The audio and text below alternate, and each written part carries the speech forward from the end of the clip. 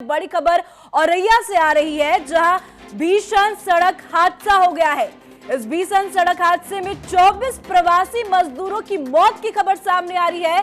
15 मजदूर गंभीर रूप से घायल बताए जा रहे हैं और इन घायल मजदूरों को सैफई रेफर कर दिया गया। मजदूरों से भरी डीसीएम को ट्रक ने टक्कर मार दी है। राहत और बचाव कार्य में प्रशासन जुट चुका है। राजस्थान से बिहार झारखंड जा रहे थे ये मजदूर। उत्तर प्रदेश के औरैया जिले में प्रवासी मजदूरों से भरी डीसीएम में ट्रक ने टक्कर मार दी, जिससे 24 मजदूरों की मौत हो गई है। इस घटना में 15 से ज्यादा लोग घायल बताए जा रहे हैं। घायलों को जिला अस्पताल सैफई पीजीआई भेजा गया है। डीसीएम सड़क पर खड़ी थी, तभी ट्रक ने उसमें टक्कर मार दी और तस्वीरें दिखा रहे हैं आपको टेलीविजन स्क्रीन पर। आप देख सकते हैं कि किस तरीके से यह दर्दनाक हादसा हुआ। मौके पर प्रशासन ने राहत बचाव कार्य किया है। घटना को देखते हुए मृतकों की संख्या में इजाफा होने की आशंका भी बताई जा रही है। यह हादसा जो है, ये दर्दनाक हादसा जो है, सुबह 3 बजे हुआ है। घटना के वक्त पूरा अंधेरा था, इसलिए रेस्क्यू ऑपरेशन चलाने में काफी दिक्कत भी आई। प्रशासन के साथ आसपास के लोगों ने मदद की और घायलों को अस्पताल पहुंचा दिया गया है। तो बड़ी खबर आज दिन की आपको बता रहे हैं, जहां एक बार फिर से मजदूरों की मौत की खबर सामने आ रही है। उत्तर प्रदेश के औरैया में गांव लौट रहे मजदूरों के साथ भीषण हादसा हो गया और काफी मजदूर जो है वो घायल बता रहे हैं। तो लगातार मजदूरों की मौत की खबर आ रही है और एक बार फिर से यूपी के औरैया से मजदूरों की मौत की खबर सामने आ रही है। आप तस्वीरों में देख सकते हैं कि किस तरीके से डीसीएम ने ट्रक को टक्कर मार दी। तो वहीं दूसरी तस्वीर आपको दिखा रहे हैं, जहां लगातार राहत और बचाव कार्य किए जा रहे हैं और बहुत ज्यादा संख्या में लोग यहां पे घायल भी हो गए हैं, जिनका इलाज चल रहा है, जिनको सैफई के अस्पताल में रेफर कर दिया गया है। 3-3:30 बजे करीब हादसा हुआ। एक जो छोटा ट्रक था उसमें लोग कैंटर में वो दिल्ली से आए थे जी, तो वो ढाबे के पास रुक के चाय वाय पी रहे थे। पीछे से एक बड़ा ट्रक जिसमें कि चूने के बोरे लदे हुए थे, राजस्थान साइड से आया, राजस्थान के नंबर है जी, उसमें कुछ ऊपर लोग बैठे हुए थे। वो ट्रक पीछे से आके इनसे टकराया था। शायद ड्राइवर को एफटी को चाहिए होगी जी, क्योंकि साइड में था, ट्रक से साइड में खड़ा हुआ था जी, हाईवे साइड में था। उसमें भी टकराने से घटना हुई, तो इस तरह किया और माइनर फ्रैक्चर उसके 20 लोग यहाँ एडमिट है हमारे ग्रुप के। 20 लोग यहाँ एडमिट है जी। सर अनुमानित कितना आंकड़ा पहुँच सकता है? अभी रेस्क्यू जारी है आपका?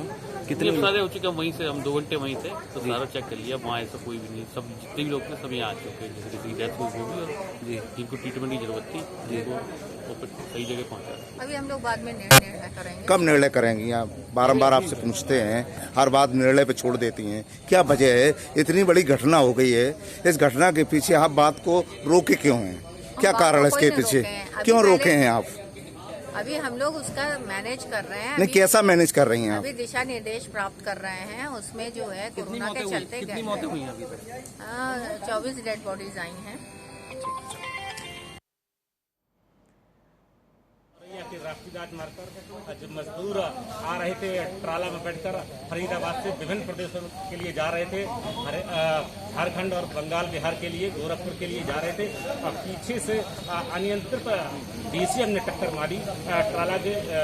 ट्राला में जो मजदूर थे 81 तकरीबन मजदूर थे, वो सभी घायल हो गए। उसके बाद में 24 मजदूरों ने, श्रमिकों ने दम तोड़ दिया और अभी जो गंभीर रूप से घायल है उनको सैफई भेजा गया है। कुछ लोग जो और घायल हैं वो जिला अस्पताल औरैया में इलाज चल रहा है। Munish Tripathi, R9 news, Auraiya.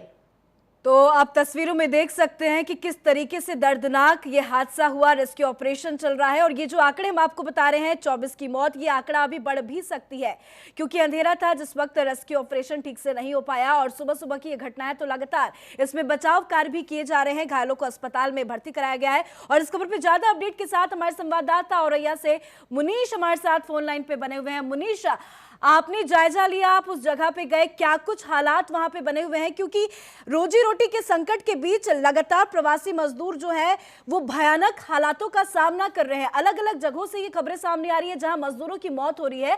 और एक बार फिर से यूपी के औरैया में भीषण सड़क हादसा।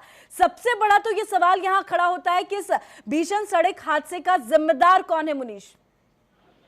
जी, मैं बता दूं कि ये बिल्कुल कुप्रबंधन है और जो सरकार ने इंतजाम नहीं कर पाया। ये बिल्कुल बात सही है कि जो प्रवासी मजदूरों के लेकर के जो उनका जो आवागमन था उनको सुनिश्चित नहीं कर पाई, जिसके कारण से कुप्रबंधन के कारण के जैसा जिसको लग रहा है जो मजदूरों को, जिनको श्रमिकों को, जो प्रवासी मजदूर हैं वो अब किसी भी तरीके से अब घर जाना चाहते हैं तो वो घर जाने के लिए सारी कवायद कर रहे हैं। सारे जो भी साधन मिल रहे, साधन नहीं भी मिल रहे हैं उनका प्रयोग कर रहे हैं, क्योंकि साधन सरकारी तौर पर सभी आवागमन के जो साधन है वो बंद पड़े हुए, तो जो साधन मिलते हैं उनको वो लोग प्रयोग में कर रहे हैं। तो आज जो तड़के की बात थी, फरीदाबाद से जो मजदूर थे, प्रवासी मजदूर थे, वो अपने घरों को पश्चिम बंगाल, झारखंड, बिहार और गोरखपुर के लिए जा रहे थे। एक साथ 81 मजदूर उसमें ट्राला में चढ़ के जा रहे थे। राष्ट्रीय राजमार्ग जो है शहर कोतवाली का, वो मेहली के पास में, वहां से पीछे से अनियंत्रित डीसीएम ने टक्कर मार दी। ये मैं बता दूं कि ये जो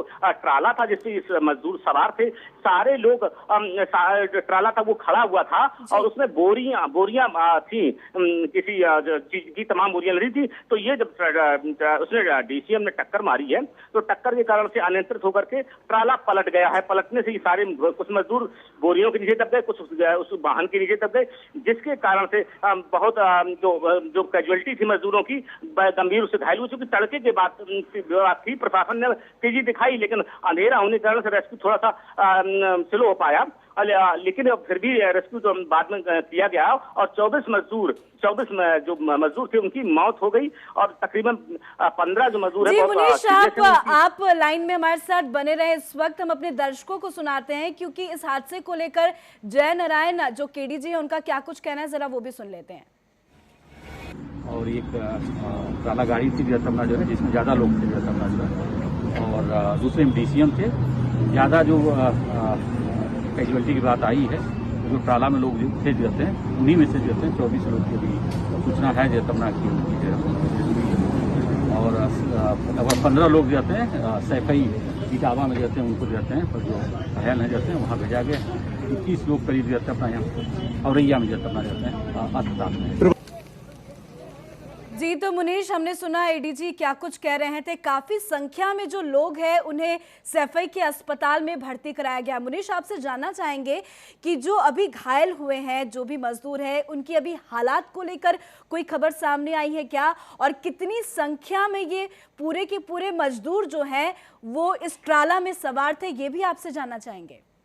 मैं बता दूं कि पूजा की 81 मजदूर थे, जो भी प्रशासन ने जो जानकारी दी है उसमें 81 मजदूर सवार थे ट्राला में। लेकिन मैं बता दूं कि 15 जो घायल हुए एक्सीडेंट के बाद में, जो हादसे के बाद में 15 मजदूर गंभीर हालत में हैं और उनको प्रशासन ने सैफई के पीजीआई में भर्ती कराया गया। और जो मजदूर हैं जो कम घायल हैं वो विभिन्न जनपद के अस्पतालों में, जिला अस्पताल में और चिचौली के जो बड़ा अस्पताल है उसमें उनको भर्ती कराया गया। उनका इलाज चल रहा है। सारी मेडिकल टीम, सारा प्रशासन अमला और ADG line order Kanpur zone के जय नारायण सिंह, डीएम अभिषेक सिंह और ये सारे लोग, SP Suniti, Kamlesh Dikshit, additional SP, सारे लोग रेस्क्यू ऑपरेशन में लगे हुए हैं। इनकी ज्यादा से ज्यादा इन लोगों का जो प्रयास है, जो एफर्ट है कि इनको रेस्क्यू ज्यादा मरीजों को मिले, जिसके कारण से ये लोग मूवमेंट कर रहे हैं लगातार अस्पतालों का और राहत कार्य का। जी बिल्कुल मुनीश, ऐसे में बहुत ज्यादा जरूरी है कि जो भी मजदूर जो हैं, जो घायल हुए हैं, उनका पूरा प्रॉपर इलाज किया जाए। मुनीश, आप हालात में मौजूद हैं, वहां पे आपने जायजा लिया, आपने अधिकारियों से भी बातचीत की होगी।